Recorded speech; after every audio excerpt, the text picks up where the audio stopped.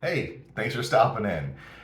Don't worry, if you are here for the table build, we will be getting to that very shortly. I just need to give some exposition for people that are already following me that might be asking the question, didn't you already build a 6 foot by 4 foot table? Why in the world are you building this thing again? And if you do follow my community and follow me, thank you. I appreciate it. And if you like what I'm doing over here, make sure to click all the buttons for YouTube for the algorithm and the rest of that jazz. But yeah, I did build a 6 foot by 4 foot table, and it worked. It was definitely working out for the games of Warhammer 40k that I was looking to do. I had a few thousand points of a few different factions that I was pitting against each other and terrain and all the rest of that jazz. And yeah, it functioned.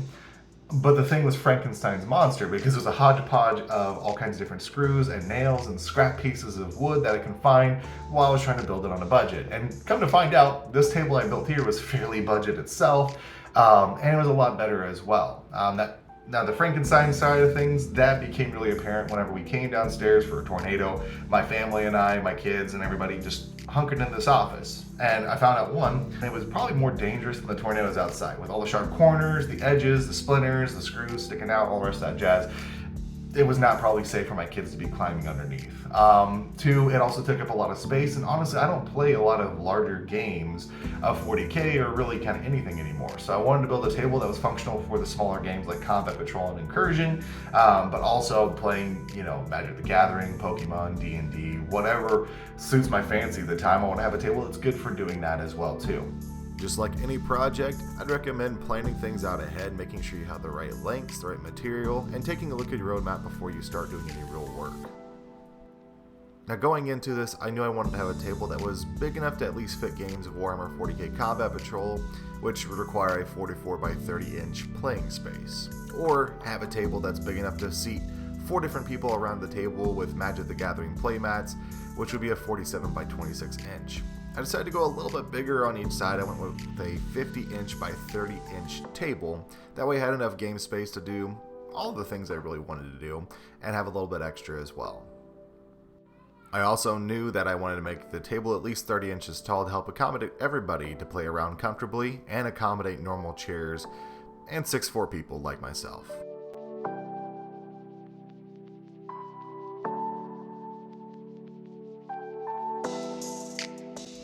For anybody interested in getting technical with it here, we're going to use 2 different joints in this build. We're going to utilize the lap joint and the butt joint.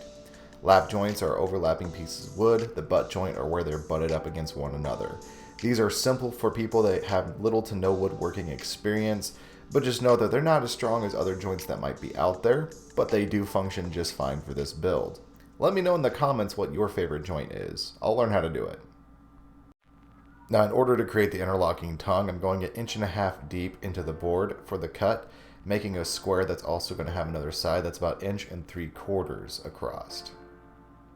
This will allow the boards to sit on one another, and then you can screw them in together to keep them interlocked just fine.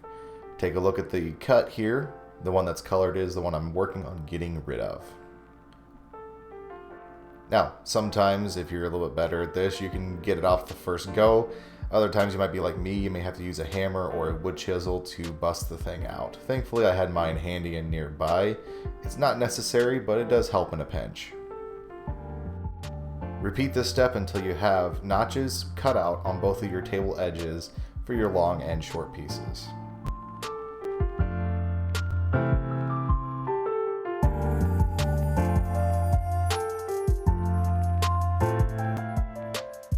I then moved my workspace to the most level place in my house, a nice, freshly swept garage floor. I put the boards together, making all the interlocking joints move together, and I place in my MDF hardboard cut to size just to make sure everything's going to fit properly and not make it too snug. Using my power drill and a drill bit, I pre-drill some holes. This is not a necessary step, but I like to do it just because it helps allow my screws to guide in a whole lot easier when I put the pieces together. Now it's time to use screws to make the interlocking joint actually stay locked together. I take the top part of the tongue from the short board and stick it into my long board.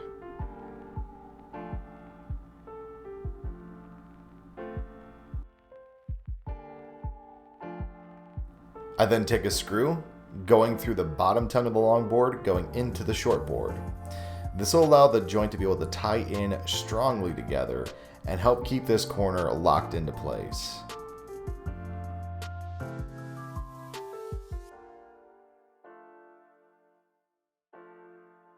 Now, because cutting wood is not perfect, and oftentimes the wood you may pick up may be a little bit warped or crowned or bent, I'm remeasuring where I'm going to place my brace. I'm putting it straight in the middle to act twofold, to be able to keep my MDF hardboard up and also to be able to brace the entire table together and help keep everything really sturdy, similar to how you would brace a wall.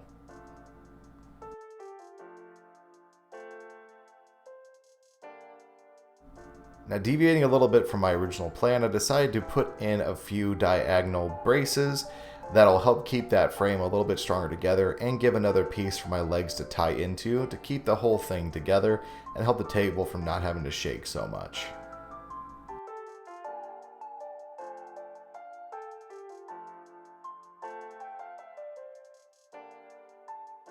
I then repeat this step 4 times and then screw everything together. Then I'm doing a dry run in the gaming room. I'm putting my MDF board and the table together down here just to make sure everything fits properly and to help me visualize where I'm going to want to organize and move everything off to. I don't show it in this step here, but whenever I'm pressing down the MDF hardboard, I do get another piece and I place it in there as well. I then pre-drill and drill in some screws, those small little drywall screws, into my MDF, into the braces to keep it all level and keep it down, and then attach the legs, making sure to measure that I have that 30 inches height I was looking for. Now I've got a sturdy and functioning table in the game room, and it all looks pretty good, except for the fact that there's still sharp corners that I'm looking to get rid of. I take the thing outside and I start sanding it down the next day, just making sure to get rid of any rough or hard edges. That way it's going to be nice and comfortable when people come to sit down to play at it, rest their arms against it, or heck, even if my kids are playing in here and they run into the edge, they only hit a soft corner, not such a hard one.